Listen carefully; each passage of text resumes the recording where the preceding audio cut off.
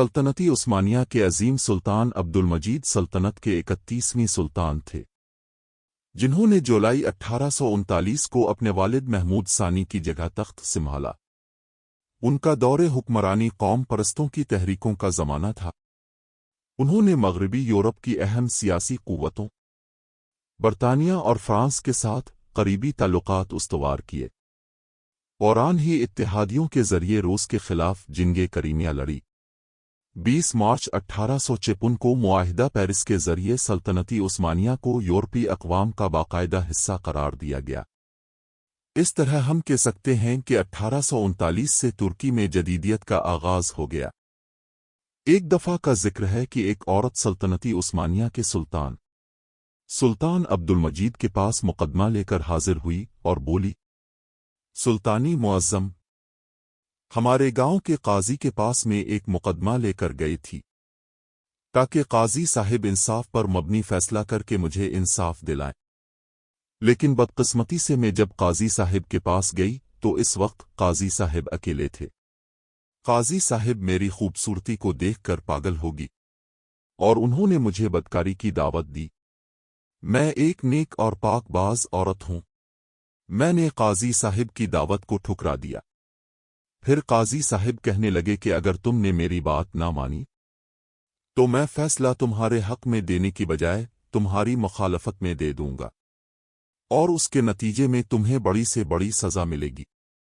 सुल्तान अब्दुल मजीद ने इस औरत से पूछा कि पहले यह बताओ कि तुम काजी साहिब के पास क्या मुकदमा लेकर गई थी? तो वो औरत कहने लगी, सुल्तानी मुअज़्ज़म, एक दिन दोपहर के बाद मैं खेमे में बैठी हुई थी कि मुझे बाहर घोड़ी की आवाज़ सुनाई दी। मुझे ऐसा लगा कि मेरी पड़ोसन की घोड़ी जो हमारे खेमे से कुछ फासले पर बंधी हुई थी वो किसी तकलीफ में है। जब मैं उसके करीब गई तो मुझे पता चला कि घोड़ी प्यास की वजह से चलाव रही है।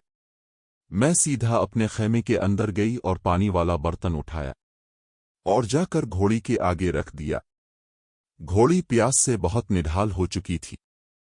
उसने फौरी तौर पर सारा पानी पी लिया, लेकिन बदकिस्मती से पानी में कुछ ऐसी जहरीली चीज गिर गई थी जिसकी वजह से पानी को पीते ही फौरी तौर पर घोड़ी की मौत वाक़ई हो गई। जैसे ही यह खबर मेरी पड़ोसन को मिली तो उसने चीखना चिल्लाना शुरू कर दिया और कहा कि तुमने मेरी घोड़ी को जहर दे दिया है। मैं इसे समझाने की पूरी कोशिश करती रही कि मेरा ऐसा कोई इरादा नहीं था। मैंने तो सिर्फ इसको पानी पिलाया। मुझे नहीं पता कि घोड़ी की मौत कैसे वाक़ई हुई।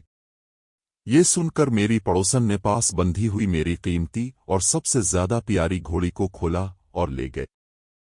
उसने कहा कि जब तक तुम मेरी घोड़ी की कीमत अदा नहीं करोगी इस वक्त तक तुम्हें तुम्हारी घोड़ी नहीं मिलेगी। और यही मुकदमा लेकर मैं काजी साहिब के पास गई और कहा कि अब इंसाफ पर मबनी फैसला करें, क्योंकि मैंने जानबूझकर इस घोड़ी को जहर नहीं दिया। ये गलती थी या फिर एक हादसा था। जब मैं काजी साहिब के पास गई तो काजी साहिब अदालत में नहीं थे। मुझे उनके मुहाफिजों ने बताया कि काजी साहिब कबीले जा चुके हैं।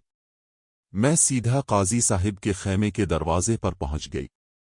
फिर काजी साहिब की इजाज़त पर मैं अंदर चली गई। मैंने काजी साहिब को अपनी बात तफसील से बताई, लेकिन काजी साहिब मुझे देखकर मेरी खूबसूरती के दिलदादा हो चुके थे और मुझे ललचाई नजरों से देख रहे थे। फिर काजी साहब ने कहा, अगर तुम मेरे साथ कुछ वक्त गुजारो तो मैं तेरे हक में फैसला दे दूंगा। जब मैंने उनकी दावत कबूल नहीं की तो उसने खेमे का दरवाज़ा बंद करके मुझे रस्सियों से बांधकर मेरे मुंह पर कपड़ा बांधकर मेरे साथ जबरदस्ती की। जब मैं खेमे से बाहर निकली और चलाने लगी कि काजी साहब ने मेरे साथ ज्यादती की है तो उल्टा उसके सिपाहियों ने मुझे धक्के देकर वहां से निकाल दिया। मेरे पास इंसाफ लेने के लिए आपके पास आने के अलावा और कोई चारा नहीं था, इसलिए मैं बड़ी मुश्किलों से आपके सामने हाजिर हुई हूं।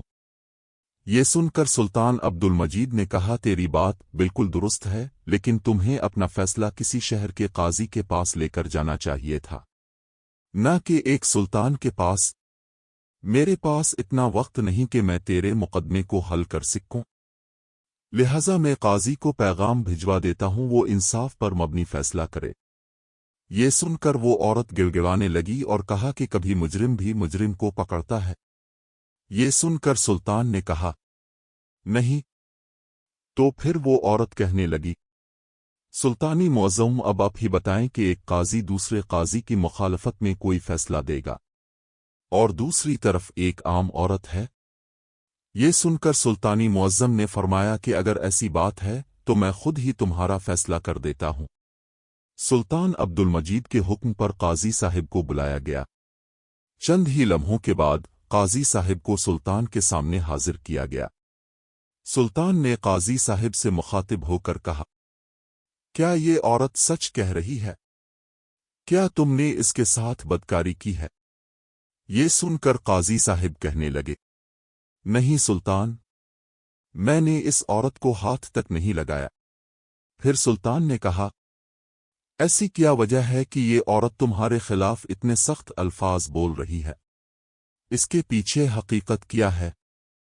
उसने कहा, सुल्तानी मुअज़्ज़म, ये औरत मेरे पास मुकदमा लेकर आई। मैंने इसकी बात पूरी तवज्जो और तफसील से सुनी और मैंने यही कहा कि मैं दूसरी तरफ के भी दलाइल सुनूंगा और गवाहान की गवाही के बाद इस मुकदमे का फैसला होगा। इसलिए तुम कल सुबह मेरी अदालत में हाजिर हो जाना। ये सुनते ही इस औरत के तेवर बदलने लगे और उसने कहा कि तुमने अगर मेरे हक में फैसला ना दिया तो मैं तुम्हें बदनाम कर डालूंगी। मैंने जब इस औरत की बात मानने से इनकार कर दिया तो मुझे ये धमकी दी कि तुम औरत की ताकत को नहीं जानते। मैंने इससे बार बार कहा कि मैं दोनों तरफ के दलाइल सुनने के बाद इंसाफ पर मबनी फैसला करूंगा, लेकिन ये औरत जानती थी कि ये गुनहगार है और उसने वाकई अपनी पड़ोसन की घोड़ी को जहर देकर मारा है। क्योंकि इसकी घोड़ी पड़ोसन की घोड़ियों से कमजोर और कम खूबसूरत थी, इसलिए इससे हसद करती थी। से डर था कि फैसला इसके खिलाफ आएगा, इसलिए मुझे धमकियां देने लगी। जब मैंने इसकी बात नहीं मानी तो ये मुझ पर घिनौना इल्जाम लगाकर आपके पास आ गई। अब चाहें तो कबीले वालों से पूछ लें, खेमे के दरवाजे पर मौजूद मुहाफिजों से मालूम करवा लें। ये सुनकर वो औरत कहने लगी, सुल्तानी मुअज़्ज़म, वो कबीला इसका अपना है, ये इस कबीले का काजी है, और रही बात मुहाफिजों की तो वो अपने सरदार के खिलाफ कैसे गवाही देंगे, इसलिए मैं दोनों बातों को नहीं मानती। अब आप ही बताएं कि एक औरत अपनी इज्जत को खाक में मिलाकर किसी मर्द पर इस तरह का गेनूना इल्जाम लगा सकती है क्या, और वो भी इतने बड़े काजी पर। अब सुल्तान अब्दुल मजीद दोनों के दलाइल सुन चुके थे, लेकिन सुल्तान समझ नहीं पा रहे थे कि कौन सच्चा है और कौन झूठा। इस औरत के पास न कोई सबूत था और न ही काजी साहिब के पास कोई ऐसा ठोस सबूत था जिसे इन दोनों में से कोई भी बेगुनाह साबित हो सके। थोड़ी देर सोचने के बाद सुल्तान अब्दुल मजीद ने हुक्म दिया कि एक बड़ा सा बर्तन लेकर आओ। सुल्तान के हुक्म पर एक बड़ा सा बर्तन हाजिर किया गया। फिर सुल्तान ने हुक्म दिया कि इसमें चश्मे का साफ, शफाफ और पाक पानी डालो। बर्तन में शफाफ पानी डाला गया। इसके बाद सुल्तान अब्दुल मजीद ने काजी साहिब को हुक्म दिया कि वो इस बर्तन में लिबास समेत पूरे जिस्म को डुबोएं, यानी इस तरह डुबोएं कि जैसे आदमी चश्मे में नहाता है। काजी साहिब ने सुल्तान के हुक्म की तामील की और फौरी तौर पर इस बर्तन के अंदर पैर रख के नहाने लगे। सारे दरबारी हैरान थे कि सुल्तान मुअज़्ज़म क्या कर रहे हैं। इसके बाद सुल्तान अब्दुल मजीद ने हुक्म दिया कि मेरा अपना ज़ाती घोड़ा लेकर आओ। थोड़ी देर गुजरी कि सुल्तान का घोड़ा सुल्तान के सामने हाजिर कर दिया गया। अब सुल्तान अब्दुल मजीद ने कहा कि वो पानी वाला बर्तन इसके सामने रखो। जैसे ही वो बर्तन घोड़े के सामने रखा गया तो घोड़े ने पानी पीना शुरू कर दिया। ये देखकर सुल्तान ने कहा कि ये चालाक औरत तो झूठ बोल रही है और काजी साहिब बेकसूर हैं, उन्होंने तुम्हें हाथ तक नहीं लगाया। ये सुनकर तमाम लोग बहुत हैरान हुए कि एक बर्तन में नहाने और घोड़े के पानी पीने से क्या साबित हुआ। सुल्तान बोले कि मेरे घोड़े की खासियत है कि ये नजिस पानी के करीब तक नहीं जाता। फिर सुल्तान ने इस औरत से कहा कि अपने अल्फाज में तुम सच बता दो, वरना तुम्हें ऐसी सजा मिलेगी कि तुम औरों के लिए इबरत का निशान बन जाओगी। जब औरत के पास और कोई चारा ना रहा تو اس نے سلطان عبدل مجید اور تمام درباریوں کے سامنے اپنے گناہ کا اقرار کر لیا اور بتایا کہ جیسا قاضی صاحب نے کہا تھا بات ویسے ہی ہے، میں نے اپنے پڑوسی کی گھوڑی کو زہر دے کر مارا ہے، اور اس سزا سے بچنے کے لیے میں نے قاضی صاحب پر یہ الزام لگایا۔ اس کے بعد سلطان عبد المجید نے فیصلہ سنایا کہ گھوڑی کے قتل کے عوض تمہیں گھوڑی کا جرمانہ ادا کرنا ہوگا، اور ایک معزز اور نیک ایماندار قاضی پر گنونا الزام لگانے کے جرم میں تمہیں 1 سال کے لیے زندان میں ڈال دیتا ہوں۔ اور اس طرح سلطان عبد المجید نے نہایت ہی عقلمندی کے ساتھ اس عورت کی چالاکی کو پکڑ کر قاضی صاحب کو انصاف دلایا اور عورت کو اپنے انجام تک پہنچا دیا۔ امید کرتے ہیں کہ ہماری کوشش آپ کو پسند آئی ہوگی، اور اس طرح کی مزید اچھی ویڈیو دیکھنے کے لیے چینل کو سبسکرائب کریں، لائک کریں اور بیل آئیکن کو پریس کریں۔